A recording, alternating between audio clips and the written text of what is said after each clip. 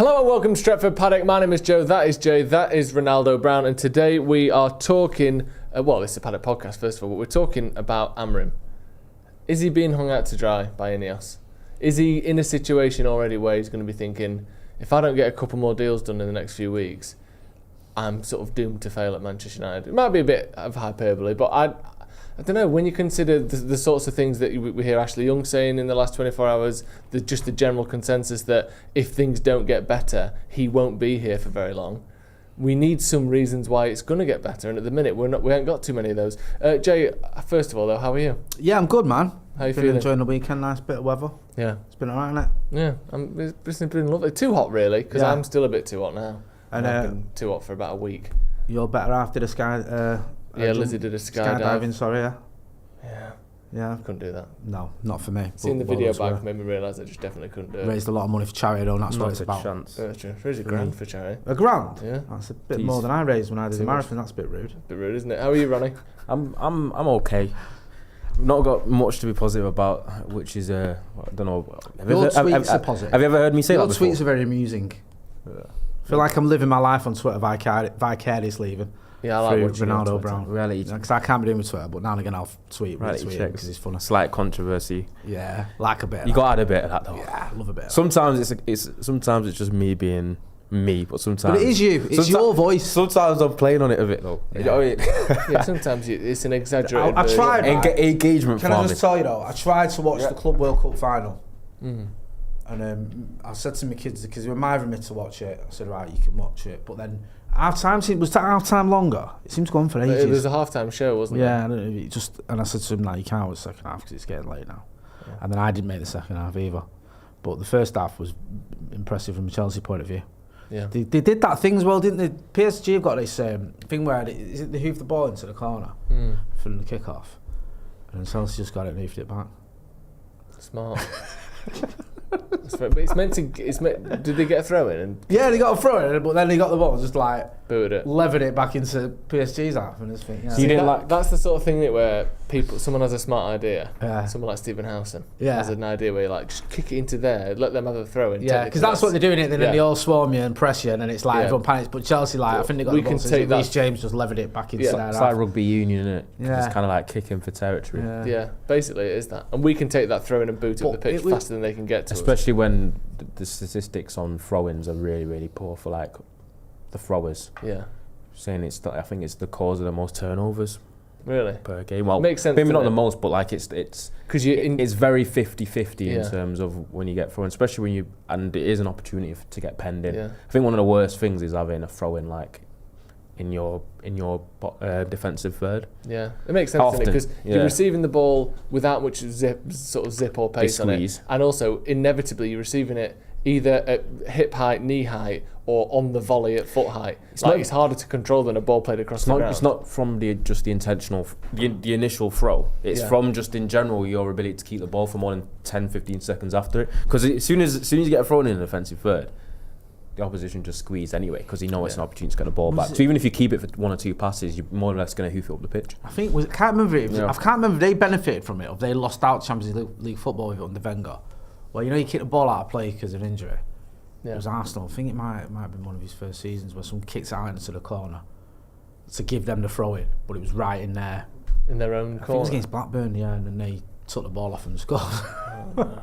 That's good, isn't it? But the idea was we're giving you the ball back. Yeah, because you know what I mean? But it was like a poison chalice because we're giving you the ball back, but you're having it right in that corner and we're all going to press. And then they got a goal from it. I can't remember. I think it was around 97.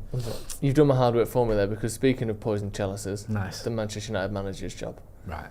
Let's talk about it. I know we have been talking about it sort of non-stop really, but if you're Ruben Amorim right now, Jay, and you see the way this transfer window is going, these players that I've sort of fallen out with, I've told them either publicly or in the dressing room that they won't play for Man United again and that they're done at Manchester United.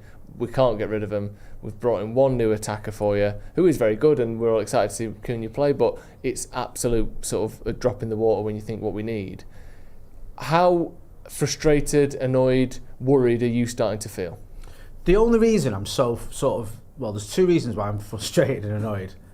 One is because we seem so close to the Mbeumo deal and because he's such a good player, I think. who'd fit into this system, who I want to see, who ticks a lot of the boxes. And you've sort of been sold on this idea that he's almost a United player now. Had we had no links with Bryan Mbeumo, or Bryan Mbeumo wasn't even a thing, I wouldn't be as agitated. But I feel like I'm like, come on, man, just get this deal done because it's been dragging on. Not as agitated, no, I wouldn't. That is what's. And if we'd have got Mateus Cunha and then there's a bit of a gap, I'd still be like, come on, we should be doing something else. But one of the reasons, me personally, I'm so frustrated is because Mbeumo is almost. It's 5 weeks ago the first bid. Ornstein saying he wants to come to United. The second bid goes in, and it's not like we're a million miles away. That's one of the reasons you're getting annoyed because you're like, come on. If it was like Brentford was saying, 80 million, you go, right, okay, I can understand it. But Brentford, what we can led to believe is they want 65 and United are going 62.5. Now, I know there's some people saying, well, we can't have our pants pulled down and all the rest of it. Just get the deal done. Like, that's my attitude towards it. It's almost there, just get it done. Then the second reason why I'm annoyed or frustrated is when I see some of the other business that's going on.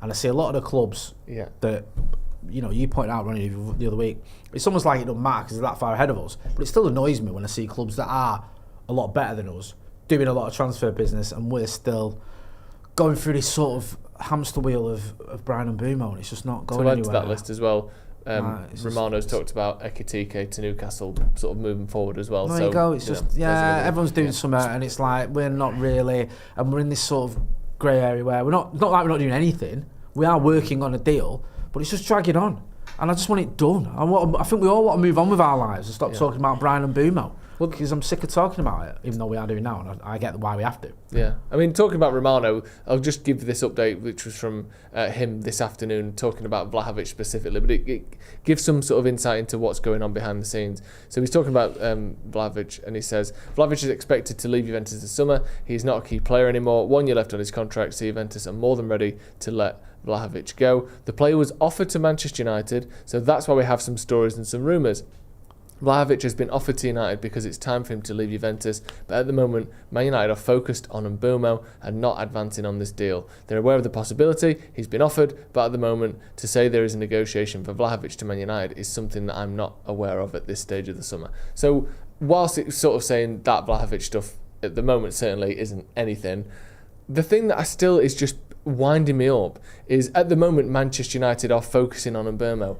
How few resources do we have at Manchester United that it takes up all of our time not putting bids in?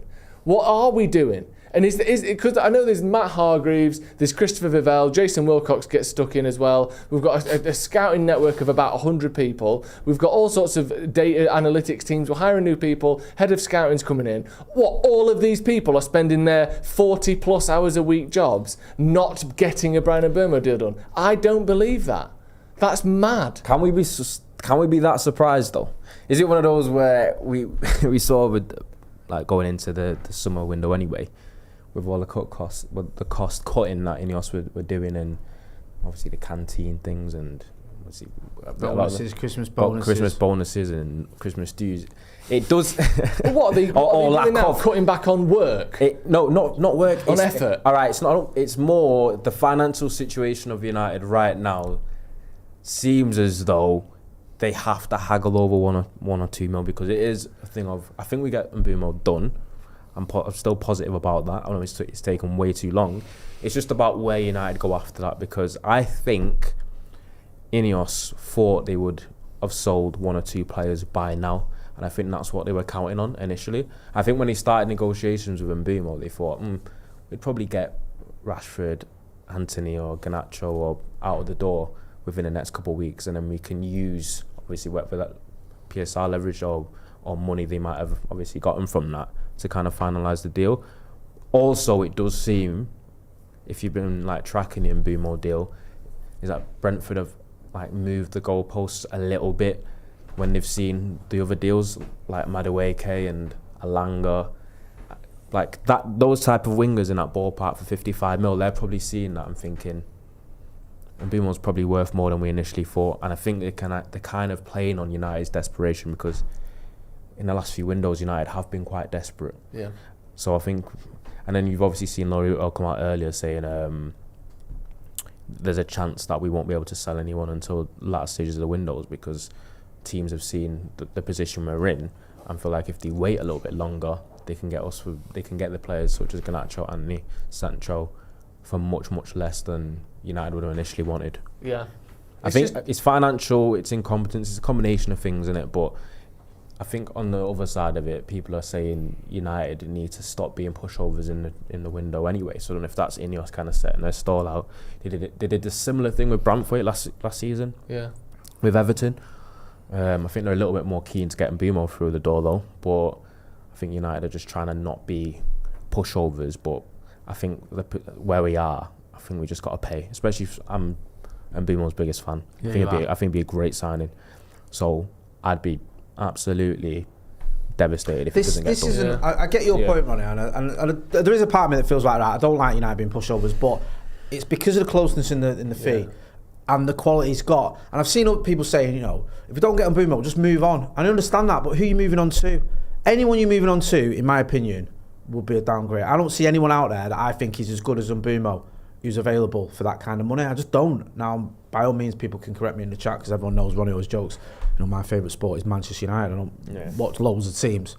But for me, it's a standout signing. It's the obvious one for a reason. You've got a player that can do it in the Prem, scores goals, creates goals, wants to come to Manchester United, is a decent age. He's not 32, like we have done in the past where we've got these players who are mint, but they've got a year in them before it all starts going wrong.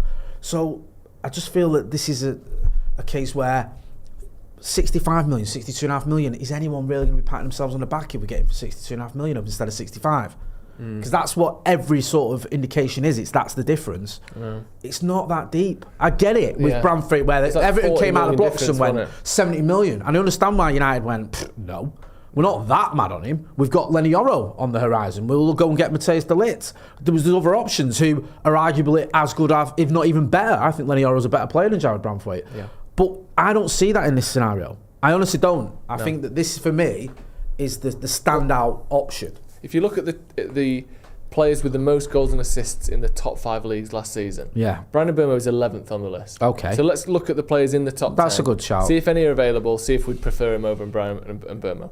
So Rafinha, not going anywhere, Barcelona. We can rule that one out. The same Ousmane Dembele, literally the talisman for the best team in the world. Alexander Isak, 180 million you might get him. Lewandowski is what is he, 36 years old, obviously doesn't do the same thing that Mbeumo does. Michael Olise, just gone to Bayern Munich, no chance of getting him. Matteo Retegui, he's one that's been mentioned, that could possibly happen. He's gone to Saudi, I'm pretty sure. Oh, has he gone to Saudi now? Okay, there you go.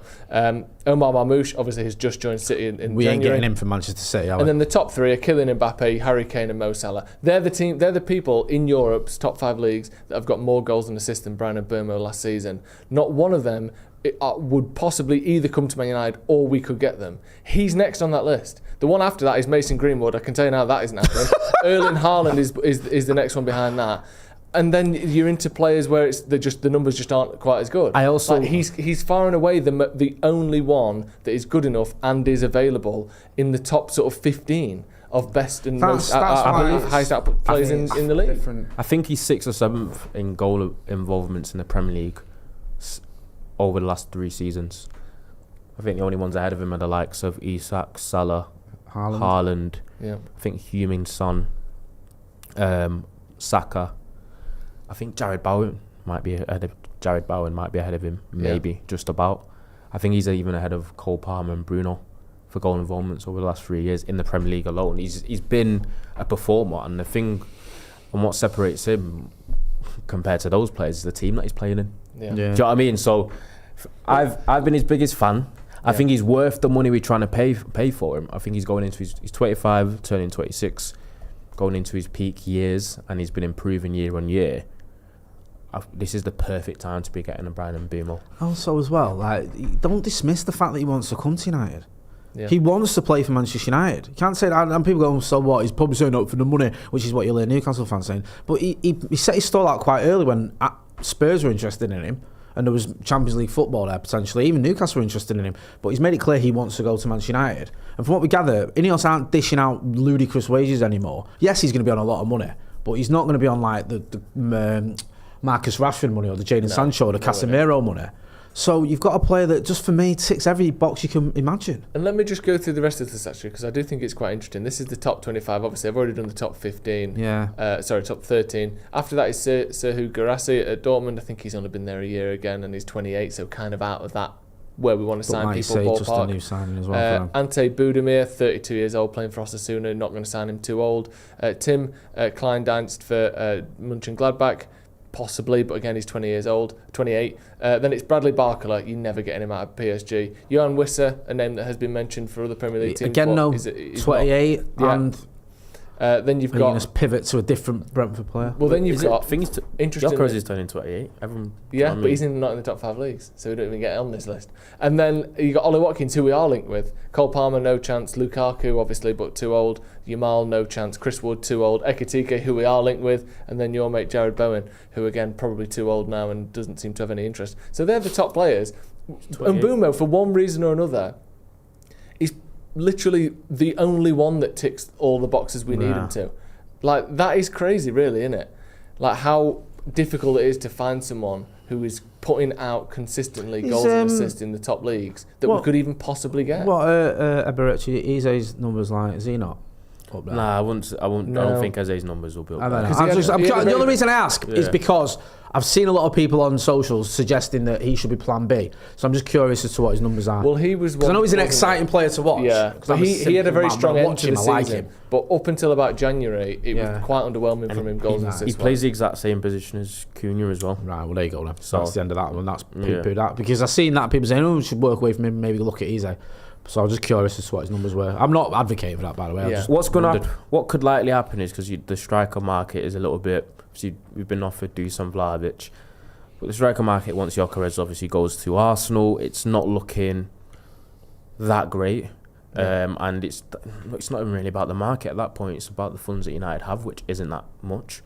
There's probably a good chance that Cunha, who's played up front before, I won't be surprised if you see him playing up front a lot this season, or especially in pre-season or to start with anyway, which then garners the question, who's going to play in that left 10 position? Is it just Mason Mount and Bruno that's probably available to play there? So everyone talking about getting his Mbeumo deal over the line. I think even if we do, and we've got Cunha and Mbeumo in, which is obviously an improvement, you've got two of the Premier League's better players over the last 18 months. That's still not enough where United were last season to take a significant enough jump. It's what you want to see. So you're still looking at, we need a striker, probably need a midfielder. The keeper situation isn't great either. There's still a lot of holes to fill. I know you can't always do it all in one window, but I think that was kind of the expectation when we had so many players that we were going to sell. Because United are losing quite a few players this summer. I know. And a lot of, I'd say marquee, but they're of a certain stature within the team, whether it's wages or playing like tenure at the club, or when you talk about Rashford, how long he's been there, and he's only 27. Obviously Sancho, with the wages he's on. Anthony was €100 million signing, and then you've got Garnacho, who's a young, seemingly world-class prospect a year ago.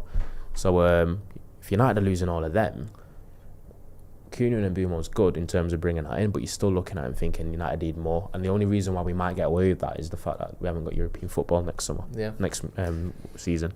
Absolutely. I mean, just to give you the final word on Eze, he got 16 goals and assists last season compared to Mbeumo's 28, and he was joint 90th in the top 5. Okay, Mbeumo was 11. So I'm not. I just saw it as a suggestion, and I just wondered what his numbers were looking like. And as a player, whenever I've sort of seen him recently, I've been impressed. I know, obviously, he's helped Palace win the FA Cup and got into the England setup and stuff like that, but he's not. I wouldn't prefer him or think that's a like for like alternative. I was just curious. Do you worry about the whole losing out on sort of let's say the striker's the next position where we want to look at, the options dwindling? Obviously, Gyökeres looks like he's almost certain to go to Arsenal now. Ekitike and Newcastle seems to be heating up as a possibility. They were two of the players linked with us. All it would take would be, I don't know, Arsenal to sign Ollie Watkins or someone to sign Ollie Watkins, and we've almost ran out of players that we've been linked with. Does that worry you? It does a little bit, yeah. I agree with what Ronnie says. I don't think, even though we haven't got Mbeumo over the line, I don't think Cunha and Mbeumo is enough. I won't go, that's us fixed then, because we've still got other issues going on. That's how bad we were last season. We finished 15th for a reason. So it is a concern, and the issue goes back there. Is this sales. I said this yesterday on my news in the morning. I expected United to have around 100 odd million to spend before sales, which is kind of what we're doing. We're looking at buying. Well, we've already bought Cunha and looking at buying Mbeumo. Even if we get him for 62.5 million, let's say Brentford come back to us and went, you know what? Okay, that's still 120. Yeah, we can dream. Yeah. That's 124-5 million. Yeah. In this summer before we've made any sales. That's kind of what I thought we'd be at, or where I thought we'd be at. So I'm not surprised. I'm not like, why haven't we gone out and bought Ekitike, or why haven't we gone out and bought Gyökeres or whatever? It's obvious we need to sell players now. And we're in this horrible position where the manager has nailed his colours to the mast and gone, look, I don't want anything to do with any of these players. He's more or less come out and said that, and we can see it from the optics of they're all coming in, and they're coming into Carrington when he's left. Yeah. It's like they're cheating on the missus or something, do you know what I mean? Sneaking back in to get their clothes in a bin bag. Yeah. I'm going to my mum's. By the time I'm back, your shit better be out. It's literally that. It's borderline ridiculous, but I understand from Ruben Amorim's point of view what he's doing. How do you get a decent enough fee for players in that situation? I see a lot of people saying, Madueke is sold to Arsenal for 50 million. Garnacho's at least 60 million. And I'm thinking, you might be trying to say that from a player standpoint and an age standpoint, but realistically, the situations are completely different. Madueke is obviously was starting week in, week out for Chelsea. He's not asked to leave. He didn't ask to leave. He just agreed personal terms. He had quite a while left on his contract. About fucking 12 years now. Do you know what I mean? Yeah. He wasn't. Madueke wasn't on big wages either at Chelsea. No. Which I think they have quite a strict wage structure now, don't they? That's what Carl with the young players. So, and he hadn't been ostracised by the manager. Do you know what I mean? I think Garnacho, when he's not fell out with the gaffer and he's not allowed to come into pre-season training unless Amorim's gone home. I'm not sure, and the club's been vocal about these players are not in the plans and they can basically go find other clubs. Yeah. You haven't got the best leverage to get a decent fee in that situation, have you? I actually think, and I'm going to preface this by saying, just because you criticise the manager or something the manager doesn't mean I don't like him or I want him out or he's not good enough or whatever. I actually think the Garnacho situation hasn't been handled very well. I don't think it needed to be as aggressive as it was. Obviously, there could have been things that's happened behind the scenes, and maybe kicked off in the dressing room, maybe he said something to Amorim in face-to-face that we never heard about. But from what we have seen and the way it went, seemingly with that interview, that seemed to be a big catalyst. Again, if it wasn't and there was something else, then I don't know what I'm talking about. But I don't necessarily think Garnacho had done enough to be, like you said, Ronnie, basically put in a position where any buying club now has probably taken 25% off his fee. Maybe 30% off his fee. And he's gone from being a £60 million player to maybe a £40 million player because of this argument. And I don't think what he did. I don't think fair enough. Sell him. Decide you're gone. But I don't think it was so bad that you can never train with us again. You're not allowed to come back. You have to be here when we've left. I actually think that we've kind of hurt ourselves by doing that. And hopefully this will be the end of it. He's come in, he's identified the problems. It's Sancho, it's Rashford, it's Garnacho. Everyone else, fair enough, you might not be good enough, but I'm not going to fall out with you. I hope over the next 12 months or whatever, we don't see another player that's fallen out with and that's been ostracised and another one. Because at some point you think, well, there's a bit of a trend here. I just hope that doesn't happen. Because I look at the Garnacho situation, I think, he was late for a training session 3 years ago when Solskjaer was there. Him and his brother are slightly annoying, slightly, childish at times on social media. And then he came out and said he was gutted and a bit pissed off that he didn't play in the Europa League final. Is that enough that you can't even train with the team anymore? I feel I don't know, that feels a lot to me. And I've stuck up for Garnacho quite a lot over the last year or so. And I do get your point, and I think it is somewhat counterproductive the way it's panned out. I feel like with Amorim and Garnacho, I feel like you've named a few things there. I think there's a few more. Like, I know it's only social media, but he's always doing these silly posts on social media. It is silly. And then there's the reaction. Yeah, and I know he's had loads of problems. I know it's not the end. Sticking the fingers up to the cameras, looking like face like a slapped ass when fans are asking you for an autograph. Yeah. Again, in isolation, wearing a Villa top with Rashford on the back in isolation ain't the end of the world. But when it's number 73 on a list of just silly things you've done, I get where Ruben Amorim might have just been like, I've had enough of this guy. Honestly, I'm done in with him. I understand it. It's just unfortunate that it would have been better from a club perspective if we could pretend everything was all right. That's what I mean. I get I'm not that. saying don't sell him. I think there's a human element with Amorim where he's just thought, every fucking day there's something else for you. Yeah. Just fuck off. I get that. I think that is all fair enough, and that is more than enough reason to tell Ineos he's got to go. Yeah. He's done. And it saddens me. It does. I think the whole fact that it has become so public and so like you said, he's not back in training. He essentially cannot be here after August the 30th. Rashford and Sancho cannot be here. One way or the other, they will be out the door. And what is increasingly likely as time goes on is that we sell them for less than they're worth, substantially less than they're worth, or they go on a loan deal that doesn't really benefit Manchester United whatsoever. I think if we were at least pretending that he could play for us next season, then maybe we might be able to get an actual fee for him more quickly when we're not as desperate. Whilst I get your point completely, I'm not trying to argue with you. Do you think there's anything in it, and you can answer this as well, running far better than I can, do you think there's anything in the idea of like getting him away from the squad, some of the younger players you've got there, just bad vibes, whatever? Is there anything in that? I do. I don't know. I do get that. Is the you don't want merit there? Cunha to come into a squad where it's all right that people are walking around, hunched over, pissed off, not listening to what the manager's saying, taking the piss, whatever, all the things you can imagine that would happen. I don't want any of that to happen.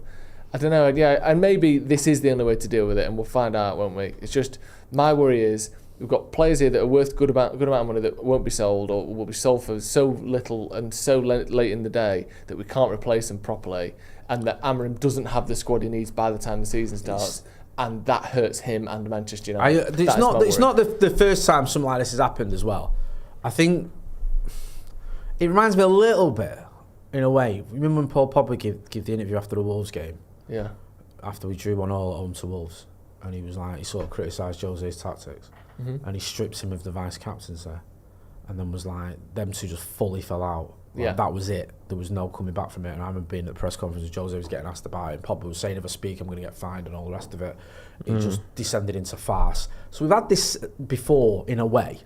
Do you know what I mean? There's been circumstances where managers and players have fell out because of some of the players said publicly.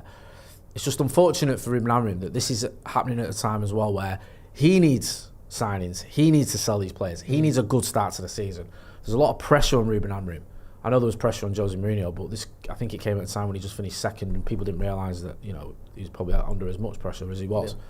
Whereas Ruben Amorim now, he's up against it, isn't he? Yeah. So my default setting is just to back him. And do you know what can't be like unspoken about as well? I know there's been a lot of discourse this summer about personnel and players and trying to improve on that standpoint. But at the same time, going into the new season, because obviously the question on this video is Amorim been hung out to dry? In a way, I think every single summer a manager, especially at big clubs, need to improve. Do you know what I mean? I feel like it's one of those sports that if you stay still, you are basically going backwards when the other teams improve around you. But at the same time, I saw it was like a combination of issues last summer. It was personnel not being good enough, players not performing well enough. Obviously, you had like, issues off the field, but obviously Amorim wasn't perfect either. So this was always a summer where United needed to improve from top to bottom. Yeah. Amorim needed to improve, adjust, adapt, figure out what went wrong, what went right. In his 8 months? 8 months he's been. And then you've also got to look at what does he need. He should have he's already had this discussion with the likes of Wilcox. What does he need to get the best out of him? Because if you are going to get a manager in, you do need to. I know sometimes people argue about whether if you go too manager-centric in terms of recruitment, that it could possibly hurt you once he leaves, especially in a system which is quite unique. We've obviously three at the back, which a lot of people have issues with. But that's what's making me, and I feel like people haven't got the same excitement going into pre-season, which is about to start, because we haven't got them signings in. We haven't sold the players that we wanted to sell. And there's still question marks hovering over Amorim as well. I don't want it to be a situation where he gets completely let off scot-free. Do you know what I mean? Especially because I think hiding behind the whole, we've not signed 7 or 8 good players, because that was never going to happen, innit? I just thought it was always going to be one of them where we got Mbeumo, got Cunha and got a striker, and then we had to be creative and probably get a midfielder in as well. Yeah, I mean, I do agree, but I don't think he will get let off scot-free. That's my worry. This is where all this is coming from about Garnacho, is that I hope it doesn't hurt Amorim in the long term. Okay. It's not that I think he's wrong or that I think Garnacho should be playing. I think sell Garnacho if he's a problem in the dressing room and is persistent with on and off the pitch stuff. Get rid of him. My worry is how public it's been. Look at Sancho. It's been at least 2 years basically now since we knew he wasn't going to work at Man United. We haven't been able to get rid of him. We've tried multiple different loans. We've tried everything we can. We've tried sending him off to Holland to recuperate. We've tried all sorts. He's still here. Marcus Rashford, we had a transfer window. We're into the second transfer window of knowing that he's going to leave Manchester United. He's still here. Garnacho, we're in this first window since we found out he wasn't going to be here. My worry is that if it's going to take 2 and a bit years or 2 years to get rid of everyone that every other club knows is out the door, it's going to be a long time before this rebuild can get going, and Amorim I don't think would sort of last that, but hopefully we don't have to worry about any of that. We sell them, we get the money, we buy loads of good players, and Amorim's fine. We'll have to wait and see. Should we talk about this Axel Tuanzebe thing? Yeah, just before I move on, was there any super chats? What people saying in the comments about Amorim being I missed that. hung out to dry? Jay, we got a super chat from Jay, thank you. It said, looked like Ashworth wasn't wrong. RA only makes sense, Ruben Amorim only makes sense with a drastic change in the squad. I have no sympathy for our PSR if we decide not to pursue the Bruno sale. He doesn't even fit our wasn't it a case of we didn't pursue the Bruno sale? He didn't want to go to Saudi Arabia, I think it was. Yeah. You can't force someone to go there if you don't want to. I think Bruno, just being the professional he is, was like, I don't want to leave Manchester United because it's not really a character. I don't want to go to Saudi either. And also, he shouldn't be at his age. He's got a World Cup year next year. Yeah. I think he wants to still be in Europe, but he did seem like he was. He came out and said he considered it. He spoke to him. I think his agent met with him, and then they obviously had a conversation. But no, it was more. United said. He made the decision. Amorim United. He said if the club felt like they needed the money, and they wanted to sell me, he would have gone. But they've obviously had Amorim said I want to keep you, and there was the intention. And they said to him, it was reported in the Athletic. I think Bruno's come out and said it himself that Amorim said I want to keep you, and the club said to him they don't need the money that he would garner in terms of his transfer. Turns out that isn't the case. It's like obviously it's never easy to sell your best player. I think with the way United are selling Bruno would have been a huge gamble. Do you know what I mean? Yeah. Anyway, because I think without him, where would we be? But at the same time, the people that have kind of thought, did United need to bite the bullet? Because I think he would have counted as pure profit as well because of how long he's been here, and getting about 80 to 100 million for Bruno. What could that have done for United's budget in terms of completely revamping the squad for the future? I get there's pros and cons either way. I think United obviously just took the safe option, and we just got to move forward and see what we can do in the rest of the window. But it wasn't like Bruno kind of like outright. He did say that he spoke about keen on a move, and also the thing that sort of annoys me with this whole Bruno selling, and I understand it, right? I understand it's like we can revamp the squad, but it would have been such a big gamble. And also, how many midfielders have we brought on Ineos' watch? On Ineos, we're not talking about Ten Hag and before that. I don't know, none. Ugarte and maybe Xerxes if you call him in midfielder 10. And the jury's still out on both of them, and that's 90 million quid's worth of. All right, let's not count Xerxes. Let's count Ugarte. Ugarte was an Ineos signing. Yeah. The manager didn't even want him. That was an Ineos signing, and it's a signing that the jury's still out on. Yeah. You could go out there and you could spend 80, 90 million quite easily and be with players that ain't as good as we hoped. Injured, even someone like Matthijs de Ligt, who I love. He's missed quite a chunk of games for injury. Bruno's always available. He always turns up. He's one of our best players. I don't want to keep going over this, but this whole idea that you sell Bruno, you get 80 million quid or 90 million quid or whatever, and automatically you massively improve the squad. I'm not sold. Maybe you do, but I think it's too big a gamble. Yeah. And I think you take Bruno Fernandes out of that team last season, would have been all sorts of trouble. Yeah, I agree. Let's have a look at this Axel Tuanzebe thing, because this is an odd one. Not every day you see this. This is a report from today that Axel Tuanzebe has sued his former club Manchester United in a clinical negligence lawsuit. The 27-year-old lodged a claim on July the 9th in a clinical negligence case linked to medical advice. So his time at United was disrupted by injuries. First time when he suffered a hip injury in 2019. He missed the start of the following campaign. and basically had loads of injuries. The injuries continued to plague him, and the DR Congo international joined Burnley last month on a free transfer after turning down the offer of a new deal at Ipswich. Both Man United and Tuanzebe declined to comment. People will mention it in the comments. We don't really know much about the specifics of it. Obviously, clinical negligence implies certain things, and I think it's apparently linked to sort of bad advice or medical advice that he had when he was at Manchester United. We can't sit here and say, actually, no, when you got that injury, you should ice it and then do this, or you should do this stretcher. We're not physios, doctors, surgeons, anything. I just think stuff like this, it's just a shame, innit? I obviously feel for him, and if he's had bad advice from Man United, then, get what you can, I'd say. Well, how much could he possibly get? A couple million? Because he could get that, because he could argue that's what he might have lost in terms of wages, in terms of injury time or potential moves. Potential earnings. Michael Appleton did it. Was it Michael Appleton? He didn't sue the club, he sued the surgeon. And I think he got $1.5 million. The surgeon operated on him and when was that, in the 90s? Yeah, Fergie gave evidence saying like he would have had a 10-year career or whatever after that surgery had it gone well. And done, and whatever. I think, was it Hargreaves threatened, I think, at one point? Yeah. He said he was used as a guinea pig. Yeah, or criticised the club. I don't know if he took legal action, but he certainly criticised the club. Listen, we don't know. One thing I agree with you, Joe, and nothing we do know is it is a massive shame the way it panned out of Axel Tuanzebe. Yeah. You look at that loan move, I think, to Villa, comes back into the United squad. Brilliant for them in the Championship. Yeah, he was. And then he had a couple of games where you think, this is, Then he got injured. Yeah. I think he got injured in the warm-up for a game, didn't he? Against Liverpool.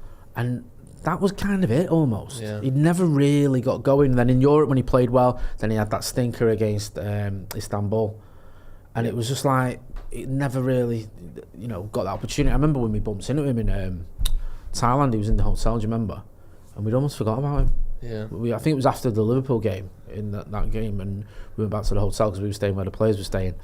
And he was there, and then not long after that, he left. I think he was literally there because he was leaving. I do remember. Do you remember? Yeah, in the lobby. Yeah, we were like, well, there's Tuanzebe. Yeah. And he left that night, went to wherever he was, I can't remember where he went, on loan or whatever, and that was basically the end of his time at United. I feel for him. It must be incredibly frustrating when you're so good, so talented, and things don't work out the way that they should have done. But we don't know whether it's United or it's whatever. It's the biggest, kick in the balls, in it, of all the reasons to not make it. Your body not letting you make it is so shit. If you realise my decision making is not good, that'd be frustrating because you're like, why can't I do it? Or if you're finishing all of those things, I think that's just part of what being a footballer is. I know so is staying fit, but it feels like the cruelest one of all. Where it's like you've got the talent, you've got the brain, you've got the decision making. Maybe it wouldn't have been 450 appearances for United quality, but certainly I won't say he's not made it though, has he? Of course he's made it. No, I just think to play for your childhood club, maybe the only thing that's letting him down is his body. I just think that's the cruelest of everything. I remember when the class of 92 coming through and Ben Thornley was mint. I think it was a reserve game. Nicky Marco, who played for Blackburn, broke his leg. But a horrible challenge. Yeah. And he was never the same player. He had a career. I think he went to play for Reading for 200 games or whatever. But he lost a bit of pace, and that was just not the level.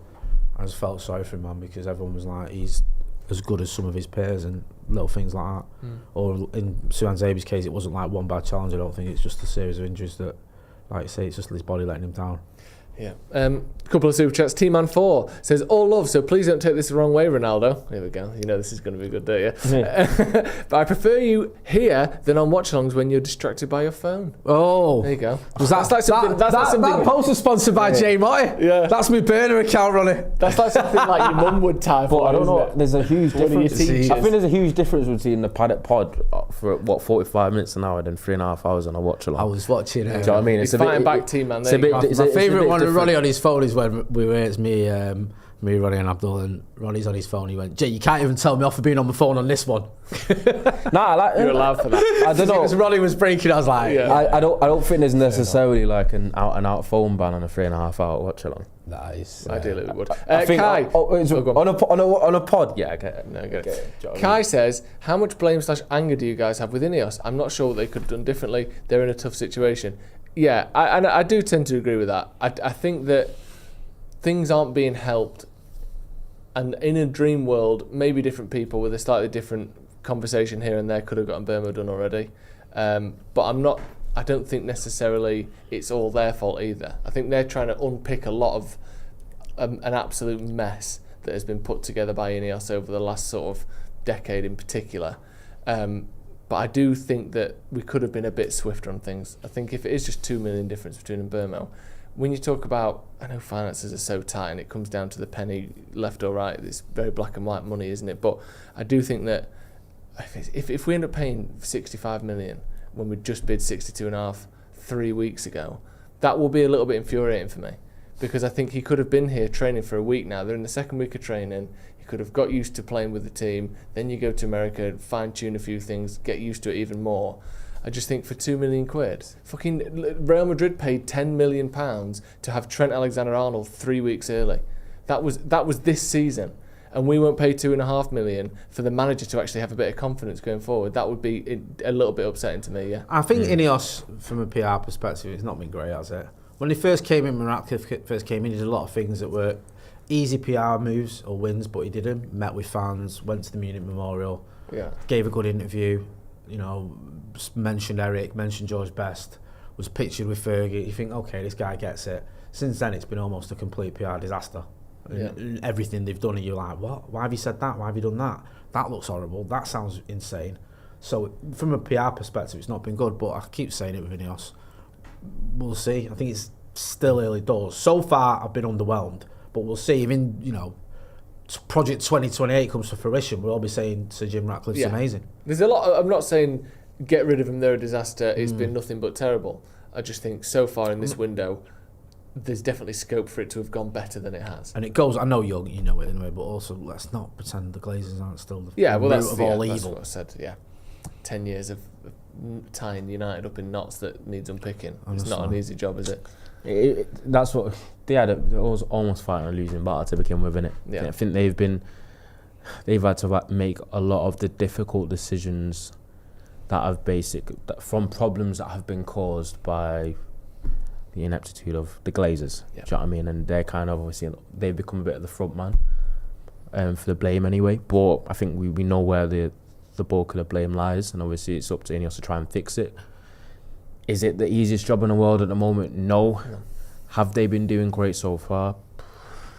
It's been iffy to say the least, but can't pretend like it's easy. But at the same time, it's just been really, really frustrating, and I think it's been a frustrating window in general. And I think all that United need, and just the fan base in general, is something to give us a little bit of a boost, something positive to go into the new season with.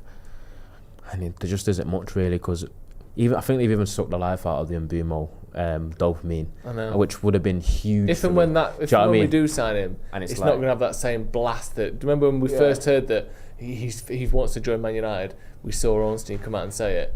That feels like that's died down a lot. Aidan Light says get Martial Shaw and Jones on that lawsuit as well. They can get a little bit of cash. It's for Wally of the week.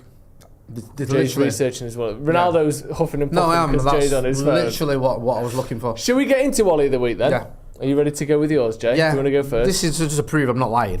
I saw this earlier. I know. I love the look. The most disappointed Ronnie's ever been with me. I feel like I feel like I've let one of my kids down.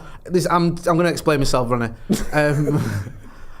There was this article, right, and it's the worst thing I've ever read in my life.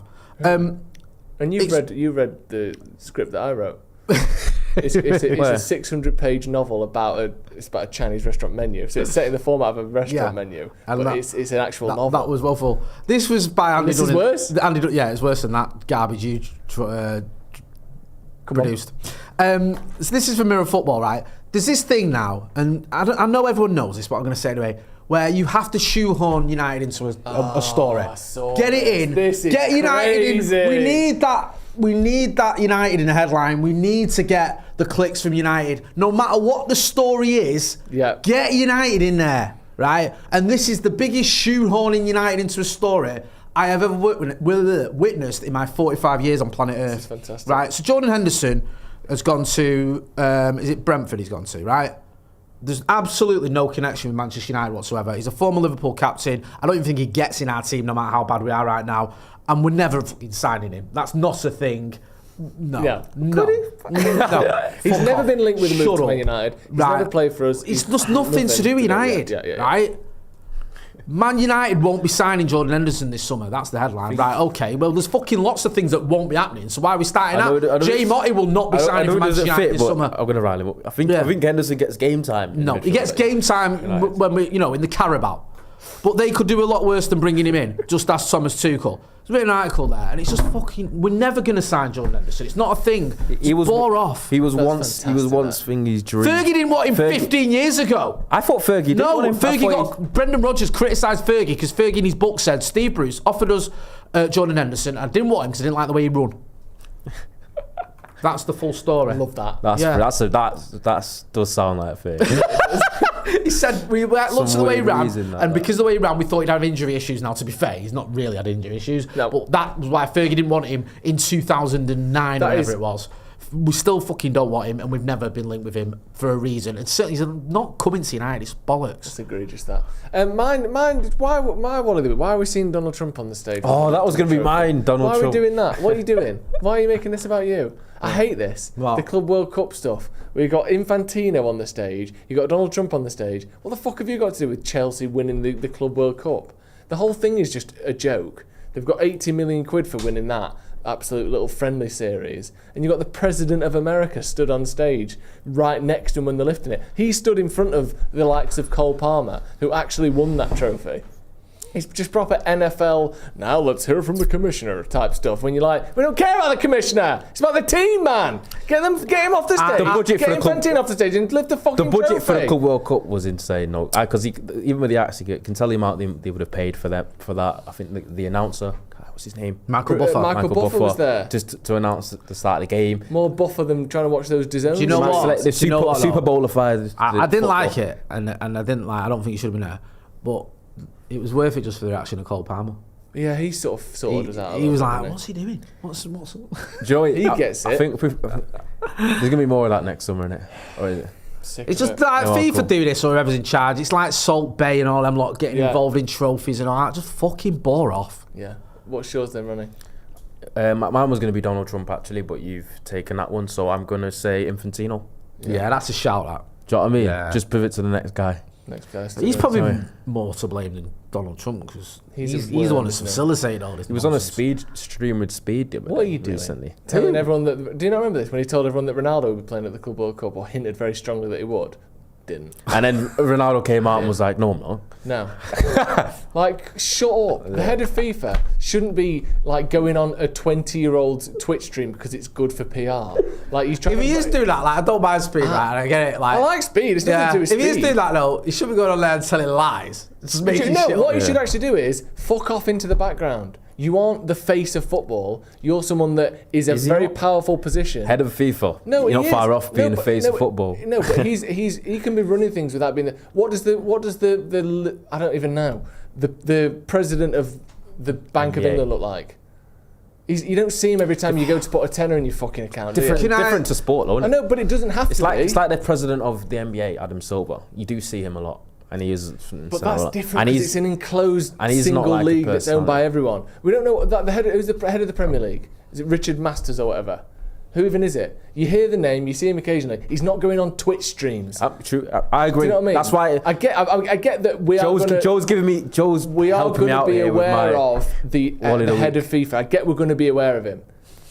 But we don't have to see him at the front and forefront of everything, nodding along. Yeah, it is Richard Masters. See? His face is new to me. He looks like Scott Parker. And he's the head of the Premier League! Joe's helped me out here, you know. Anyway, there we go. I just said Infantino, and then you did my monologue on it. I did your Harvard referencing for you, didn't I? Right, that's going to be all from us while we get a little bit worked up at the old FIFA Club World Cup. Well done to Chelsea, by the way. Boring. Oh, pathetic. Yeah, trying really hard when PSG didn't even give a shit. It's embarrassing. Right, thank you very much for joining us. That's strong by the left hook by Enrique. I've been joking. That was wild, by the way. What was he doing? It was like a 2-minute brawl after it. Yeah, crazy. This has been the Paddock Podcast. We'll see you in a bit.